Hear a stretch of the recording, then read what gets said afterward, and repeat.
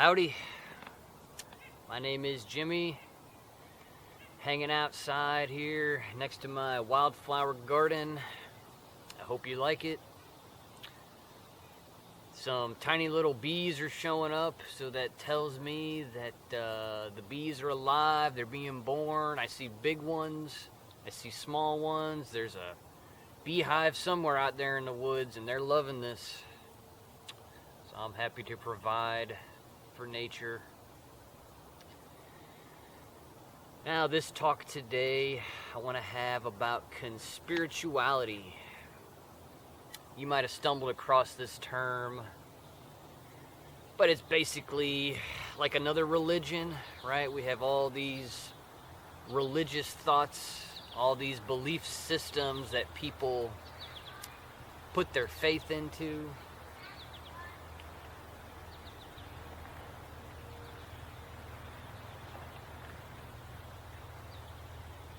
And a lot of people put their faith in conspiracies, and the people that preach conspiracies, and I'm kind of one of these guys that have preached conspiracy. But, you know, as time goes on, you start to realize, yeah, that's just another easy way out, an easy way to figure stuff out. It's not the ultimate truth. Things are a lot harder to figure out than just, oh, it's a group of people planning all this stuff, you know. It's obvious that that exists. But what I'm coming to terms with is these people that are doing these conspiracies, they would love you to think that they've been planning this for hundreds of years. They'd love you to think that they have such a grand plan to take over humanity and that they're that brilliant. And, you know, even conspiracies about they wiped the earth, they cloned everybody. It's like, yeah, there's been a lot of that put out into the internet, that this group of people has this power and that it links back. And in reality, it's just evil, like growing and feeding off of this evil empire, you know, created a kingdom. And then these other people found a way to exploit people within the kingdom to make an even more powerful slave system. It's not necessarily that they're all working together. It's just that people have kind of given up on truly using their hearts and working together here, and they allow themselves to be taken every age by the next trickster, the next hoax, and that's all that we're really living through. People playing patty cake with Satan is the way I see it. Where I don't want to play patty cake with Satan. I want to crush his neck and stop all this child sacrificing crap that goes on here. But it's so easy to study conspiracies, to look into the past, which you really have to understand how the past has been manipulated and wrote down by the winners, right? The slaughterers of history, the slaughterers of Southern America, the slaughterers of Northern America, these white European people that came over here, killed all these cultures of people who were directly working with their land. It's not really a conspiracy. It's just evil people doing evil stuff. So I don't want to mislead people. There's a lot more going on than meets the eye.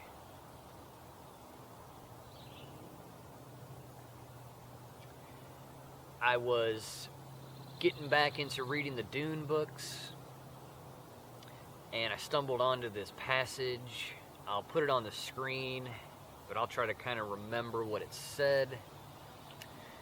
It was something like, there's a deep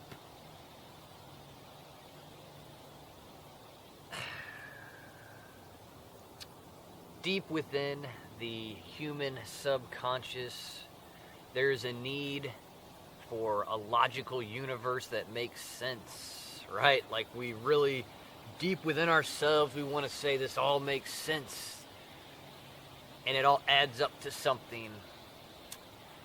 But in reality, the true universe is always one step beyond logic.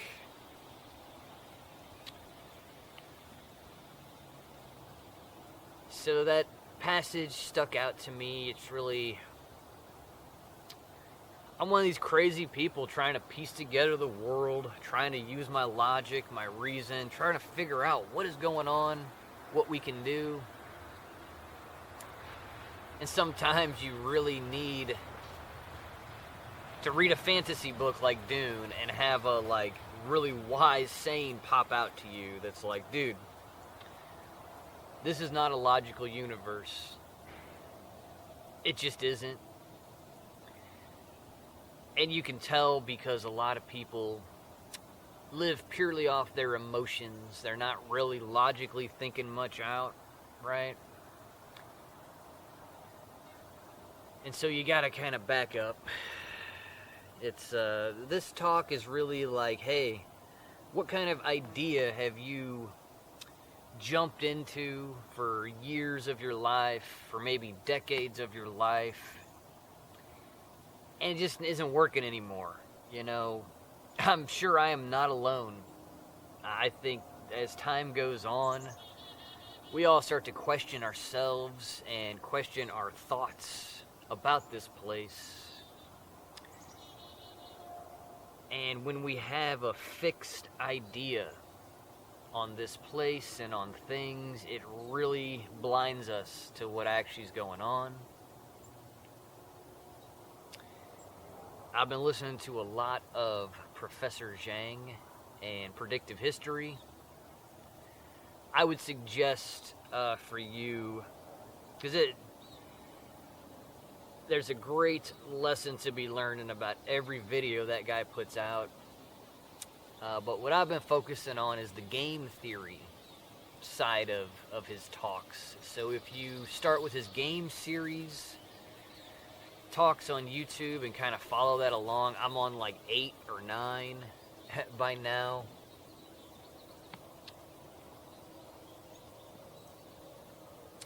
But you start to realize, at least for me, I've played a lot of video games in my life. I've had a lot of different jobs. In my life, I've played a lot of different games in this realm. And each game I played taught me a new thing, showed me a new truth. So I really started to understand, like, I've been using game theory my entire life to figure stuff out. I just didn't know it was a thing. I just knew, like, we're all playing games here. But simply put, game theory is about predicting the future based off what game you're playing, right? It's very simple. And there's 3 things that you need to know if you're going to predict the future, right? You got to understand the players in the game, right? What players are playing the game. You got to understand each player's value, right? What does each player of the game value the most? And then the third thing are the rules of the game, right? We're all playing by certain rules that are set up. So let me say that again, very simply. To understand game theory, you just need 3 things. The players of the game, each player's value in the game, and then the rules that we're all playing by, okay? So if you focus on those 3 things and then start to imagine, you know, I'll give you a bunch of examples. My value, like, we'll just say we're in the massive multiplayer online game called Earth, okay? The rules are simple, right? You can get hurt, you can get blown to bits, It's a real savage animal world, in my view. When you look around, like, there's people doing whatever they have to do to live and keep living here. The rules are sort of just keep your body intact, keep your mind intact, or you're dead. I don't know. It's a very simple rule here. Everybody's just trying to survive. I think that's a common value we all have. But you got to look around at all the players of this game. The way that I'm playing, I'm trying to play a clean game with no cheating. I'm trying to put my efforts forward and work for what I earn and not hurt anybody in the process, but help others grow. That's my value, is to see everybody have a happier time and an easier life. But to stand up and be bold, that's like my value is freedom and boldness, and you have to be bold and you got to be sovereign, right? That's just the values I put out. But then there's a lot of other players with a lot of other values in this game of life, right? Some people just want to put in the lowest amount of effort and get the most out of it. Lazy people on welfare, not really. Their value is just survival. Their value is not other people's happiness or a better place. It's just give me what I need to survive, right? And then there's another group of people who they have a wicked and a twisted value system of slavery. And throughout time, their families have found ways to trick other men into slavery and use them. So their value is power, pure power. Nothing else matters to these people. They're the people in charge of the countries. They're the people in charge of the multinational corporations. A lot of the tech bros, right? The tech people creating the surveillance state. Their value is pure power, and to continue their empire of control over other people's minds here, right?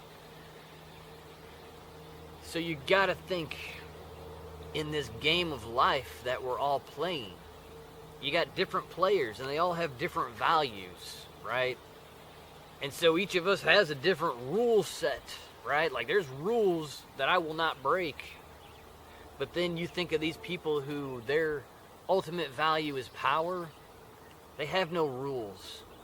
Their only rule to, like, not hurt themselves. That's about it. It's just pure power plays. And so I think you can get what I'm putting down here. Instead of viewing things as conspiracies and logic, it's way easier to look at the game around you and understand everybody's value system in that game, and then watch their actions, because it really tells you the rules that they will play by in this game, right?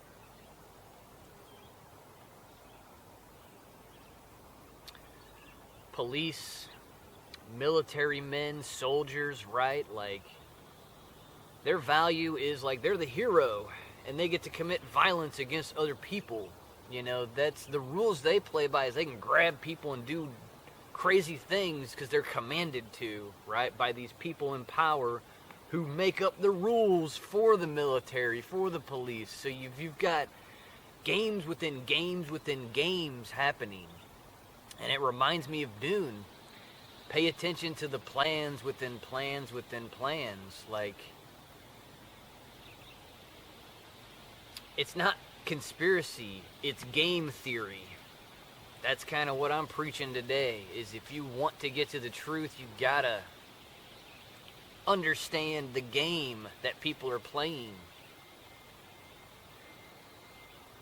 And they don't have, and it's like, these people that have all these power-hungry cravings, they're not all working together. They're all just psychopaths. It might seem like they're working together because of how they meet, they talk, they shake hands and then they oversee the slaughter of a bunch of people, but they're playing a game against each other, right? There's a big part of that going on too. I'm out here pretty early today. Felt like I had something to say. You should really watch this predictive history. It's a great refresher of the past and what's gone on, and he really is able to crystallize big concepts and ideas and make them simple for like a high school kid to learn. You know, something about that predictive history that's just blown my mind is this guy's life story. It just reminds me of myself and how I'll be brutally honest when I fail in life. But let me tell you, I take that failure and I learn from it and I move forward and I grow. And it's just fascinating to hear this guy from China who had an abusive father. I mean, he had like a really bad life growing up. Just so much. I'll link a video below that he kind of gets into these things. But I resonate so much with this man, and he's a lot like me because I'm just trying to take all these big, crazy ideas and crystallize them, make them simple for everybody so we can all get on the same page, guys. You know, there's a lot of us who want to teach others how to be free and to use their critical thinking, okay? And that's kind of our game. Our value is everybody critically thinking, and then if everybody's intelligent, we won't live like slaves anymore. It's just, you know, and that we all have value, that we're all special.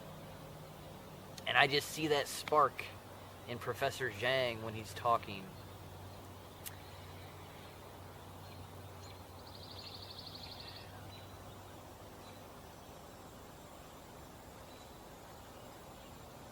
Something the professor brings up is people who live in a fixed mindset, which to me, a fixed mindset means scarcity. It means there's no more to learn. There's no more to discover. There's just, boom, sticking my flag down, right? And going to war with anybody who disagrees. You can kind of easily spot the people who live that way with a fixed mindset, and how they're just, in my opinion, just ramming their head against brick walls, ramming their head against each other in this realm, not getting anywhere. And then there's this other mindset of growth and openness, which I always talk about. I'm telling you, keep your mind open, okay? Do not get stuck in one idea or another. Test out all these ideas, but grow and get bigger and wiser as you get older. And that this growth mindset, it involves a lot of ingenuity, a lot of creativity, a lot of stumbling and falling and picking yourself up, and it's you teaching yourself, you know, right and wrong, and not just defining everything as sitting there, right, like you've been told. I think you understand what I'm saying with these different mindsets and how the fixed mindset creates artificial scarcity while the open growth mindset creates never-ending things and can actually benefit the world, you know, versus somebody who's stuck in a single way of thinking, and then that is just easily manipulated by these puppet masters in power. I mean, you gotta understand, if you have a fixed mindset, you think you've got it all figured out, you're a mind slave. That's just simply put. Like, you need to always be open here, or you've been captured. It's just the way this place goes, and I don't need to say more than that.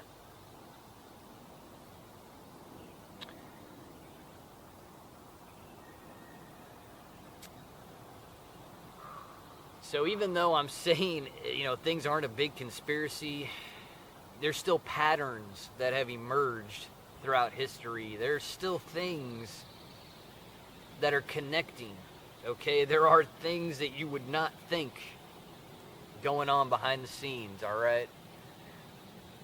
It's just you need the proof and the evidence and the first-hand knowledge with all that, all right? We don't need to speculate when it comes to this stuff. We have open conspiracies, open crimes happening every day in front of us, instead of trying to fantasize about Charlie Kirk crap like that Candace Owens.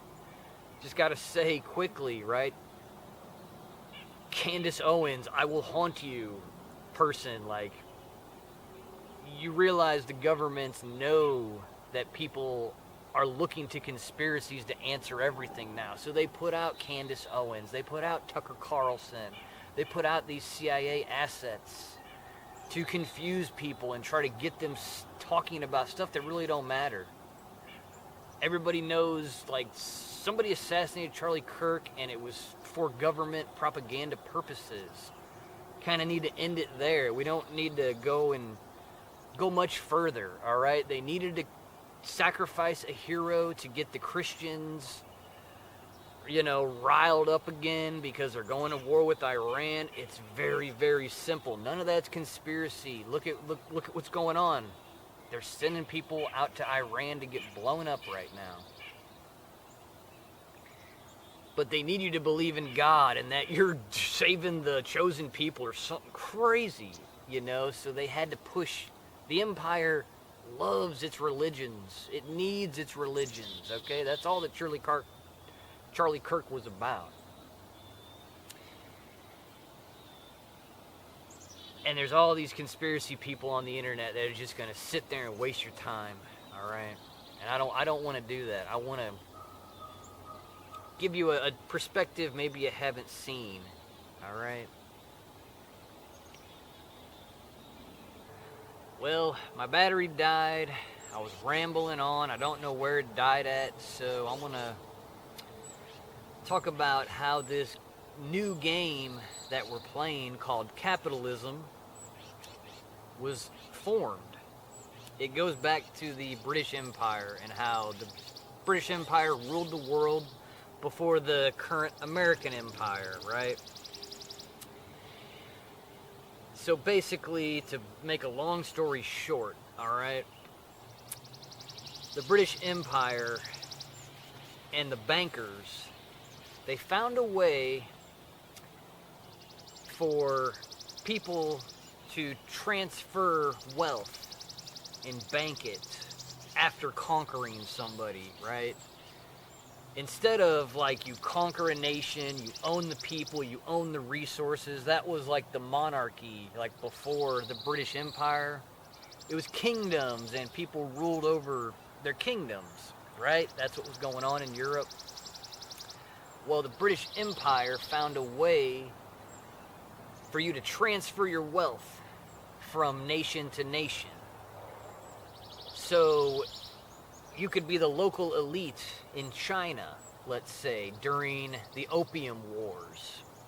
And you could work with the British to move the opium in and then transfer that wealth back to Britain. And then instead of you being caught or getting in trouble or, before that, you would be transferring your wealth into whatever Chinese currency they were using and you're kind of stuck in China. But what the British Empire allowed was for these elite to basically screw over their local population, the people that they're in charge of, get on a boat, take their wealth, and move away unharmed before anything happened to them, before anybody found out that they're working with the Brits or whatever. And if you follow Professor Zhang's game theory, he gets into this, and he gets a lot deeper, but I'm just touching the surface of how capitalism is basically, it's a new game in town that these people are playing, and it's about capitalizing on all the trust you have and all the money you have in a local region and harvesting all that you can and then transferring it to a bank somewhere else in Switzerland, in the, Caribbean. We all know that these filthy rich people that are multinational, they have all these bank accounts around the world. Why do you think that is? Where you probably got 99% of the population who can't do that. We just have our bank in our local country. We're not offshoring and we're not doing all this investment crap, okay? We're just trying to live. So why does this big capitalist society exist? It's so they can continue to consolidate power. And when they destroy a place, their power gets moved to another place, okay? This is the new game, the new world order that we're in, guys. It's not like the old world where the monarchs and the kings would have a headquarters and they would focus all of their energy and their power on their people and what's around them. It's different. Now it's like those people who own the kingdom, who have all of the capital, have all the assets, have all the financing, all the money. They find a way to rape the local population, take whatever they can, and then transfer the wealth, and then move on to the next plunder, okay? We're really dealing with pirates. If you look at all these multinational corporations using the government, all right? If I'm going to talk about conspiracies, you got to realize the government is just a tool being used by these corporations. The government has no power on its own. In fact, like, these governments are all in debt to these people I'm talking about, these businessmen that give them loans. And then you got to touch on the Bank of International Settlements, the IMF. That's a huge piece of this capitalist game that's being played on everybody, okay? The British did it with their routes and their resources. They were able to transfer all the gold. Now it's getting way easier for them to just type it in a computer and transfer money to China, transfer money to Switzerland whenever they screw over a local population, and then the lawmakers come after them. Whoop, all their money is over here. Can't touch it because you can't touch a Russian bank. So the real conspiracy, if you want to put it that way, is money. It's it. They've made a way for it to be profitable to hurt people. That's about it. It didn't used to be this way. It was not this way until the British Empire figured this nasty way of conquest. So, just want to leave you with that. It's a new game being played. I said capitalism is a caste system. It really is. But see, if you're corrupt and if you're willing to do harm to those around you, you'll move up in the caste system, right? Capitalism is a caste system of evil and corruption. It's where the only way to move up is to be corrupt. That's why we have all these conspiracies about all these plans these people are doing. It's why we have all these religions about the end times and how it's all ending, and these people are so guilty. And they've been plundering humanity for the past couple hundred years. The real truth behind it is they're so guilty they can't stop. They have so much power they can't stop, okay? They're psychopaths, and they literally think they can keep this scheme going.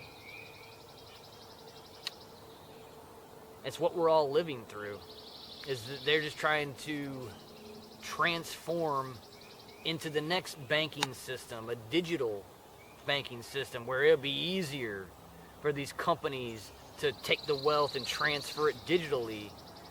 And at the same time, you have AI robots controlling all the populations and creating wars and exploiting the workers. And the thing about it is, who knows if it's going to work or not? We're already deep into it. It already seems to be working very well. So, I want to end this video with some positive ideas on how do you defeat this stuff? How do you get outside of these systems? Very simple. Real simple. You just got to know the games being played on you directly. And you don't play their games, okay, because they're cheating. Every government game that's set up, every money scheme set up, take a mortgage and pay us interest for 10, 20, 30, that's a scheme, that's a game, and they're taking advantage of you, and that's cheating. You shouldn't allow people to cheat you. Alright, so you gotta be a better gamer, is what I'm saying, in this game of life. Think about it. Think about this game theory and how it applies to almost everything here. The animals are playing their games, right? They got all their different values. Their values are very basic. But then they're all whistling in the trees, having fun and loving their lives too. So not everything has to be logical. It does not all have to make sense. There are things about this game that you will never understand and that you must accept. You must accept the unknown. That's a massive part of predicting the future and getting it wrong. Whoops, and then having to look at things differently. You had to be open to being wrong, okay? If you're gonna take your psychic abilities, look at it in the future and make a prediction, you're gonna be wrong a lot of times, but that's gonna help you. So what I'm saying is it's okay to be wrong. It's okay to have been wrong. I think we're all realizing these things, that this ain't the world we thought it was 10 years ago. Growing up, I saw this realm entirely different than I do today. A month ago, I saw it entirely different. But something inside me always kind of mixes and points me in the right direction when I'm kind of like, something ain't right with me being so caught up in conspirituality and logic, right? Using my left brain to say everything has a logical this and that.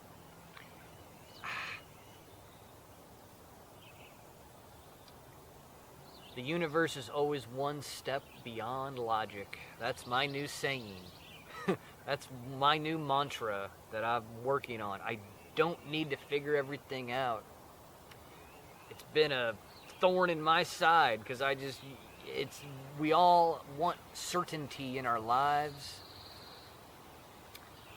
But at the same time, you gotta realize there's always unknown new creations and things you have not seen, things you have not heard, things you haven't figured out yet. Alright, so it's more of an open reality instead of a conspirituality of everything. Evil isn't always all working together, okay? It's not that way at all. It's just easy to put that in your head and say, these people are good, these people are bad. You know, these people are up to conspiracy. These people are being tricked by the conspiracy. All that's happening. But that's not the be-all, end-all, is what I'm saying. Look at it more like a game. And the game changes, okay? That's the big point of this video. In conspirituality, you get caught up in all of these secret societies have been planning this, and this guy said that, and it's because psychopaths think alike. So you start to study these psychopaths and you see all the patterns and you're like, they have to be working together. It's not, no. You have all these different factions of evil competing to be the one in power. It's that simple. And there's always people behind the scenes. I'm not trying to say get rid of all the conspiracies. I'm just saying that can mislead you, just like any other belief system can mislead you. I really just want to say I don't have it all figured out, and I accept that. And all we can really do is make the right move each day. Like, I've talked with my parents about these conspiracies and like, hey, we got to do something, and they're always asking me, what's the plan? What are we going to do? I don't have a big master plan. I'm just trying to be self-sufficient and each day work towards that, be free. It's more of this idea of being open to when the time comes, assert yourself, do the right thing, spot these games being played, and you need to have your own game. All right, that's a big point of this whole channel I've made. I'm trying to make people sovereign and free and see that. You know, I'm trying to explain it, trying to teach you that by the way I'm living best I can. Oh, I always want to say so much in these videos, so I'm going to try and wrap it up here. Recently, I watched Ghost in the Shell. It's like a 30-year-old movie. It's an anime. But man, that Ghost in the Shell, just, if you're a person who loves stories about consciousness, it's a great one. And especially in our time of, we have this idea of people merging their mind with machines. And Ghost in the Shell really goes through that all the way and shows you like, yeesh. But what it really brought up in my mind is this whole idea of how you merge your consciousness here, okay? So I just want to end it on this crazy concept of be careful what you merge your consciousness with. Right now I'm merging my consciousness with some coffee. Right? So it's getting me all hyped up. But I know that. I did that on purpose. I'm trying to wake up, have a nice talk. But if you merge yourself with the idea of government and how, oh, the government's always going to be there. I just need to do this and that and follow orders. Yeah, you've merged yourself with a monster and you're in a hive mind scenario. Just like taking drugs or drinking alcohol, you're merging your consciousness with things here, okay? Either physically, by eating something, taking something, or just by watching a screen and taking somebody's idea in, all right? Like right now, you're sort of merging with me and my ideas, as creepy as that sounds. So just take that for what it is. But the thing about ideas is it sticks with you. And if you really grab onto that idea, it will stay with you. And for the longest time now, I think back to like, when did I start this conspiracy path in my life? Probably 2012, you know? I've been doing this for 14 years, thinking in conspiracy-minded ways of like, that's sort of, like it all logically makes sense, it's a big conspiracy, and now I'm stepping back and being like, God dang it, I merged my consciousness with a bad idea again, right? Like I've talked about in the past, I used to be Christian. When I was a child, I merged my consciousness with Christianity. Screwed me up. Didn't work, but it showed me a lot. Just like merging my mind with conspiracies has shown me a lot. So you need to unmerge. As crazy as that sounds, as hard as that is, because in this realm, you can always go find somebody who has merged their consciousness with an idea, and they will not unmerge, right? There are people that will die being a Republican, die being a Democrat, and you can watch how they've merged themselves with a false idea, but the idea rules them because it's like they act out the idea here. Democracy, capitalism, communism, it's all bad things to merge with. The only thing you'd want to merge with is freedom and sovereignty. Kind of duh, which you're already merged with freedom and sovereignty. That I just think that's the original state. So those ideas shouldn't be able to be taken away from you, right? Like merging with the idea of men ruling over you. Crazy crap. But yeah, watching Ghost in the Shell just really got me thinking, like, yeah, it's a fascinating one, because it's these cyborgs, right, that still have a ghost, which the ghost is like their human part.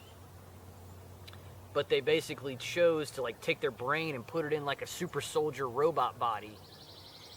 And it's kind of like at that point you'd have to turn yourself off and on. And so these people in Ghost in the Shell, they're kind of starting to question their own consciousness. Is it even real? How would I ever know my true past? Because in the movie, they get into implanting memories and tricking people with false memories. And I just think it's this constant struggle here to be like, man, what even is real? What's been real inside of me? And it's not very logical. I just don't think it's logical. I don't think we could really break it down and explain it. You kind of have to accept you're beyond logic. You, us, this story, everything going on here, it's beyond comprehension. It's why it's going on. If you try to think of eternity and perfect peacefulness, like, yeah, everything's figured out, everything's done. So it makes a lot of sense why we have these adventures here, because they are unexplainable, uncomprehendable miracles almost.